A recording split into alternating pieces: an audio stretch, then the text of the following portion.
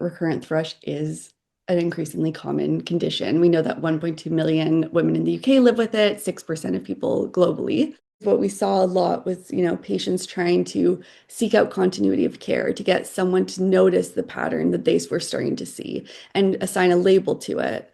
People that would go see the pharmacist and they would say, how many episodes have you had in the last year? And then the patients would say, I've had four or more, which is the definition of recurrent thrush. And often pharmacists were aware of that and would say, oh, you're going to have to go see your GP to get this medication.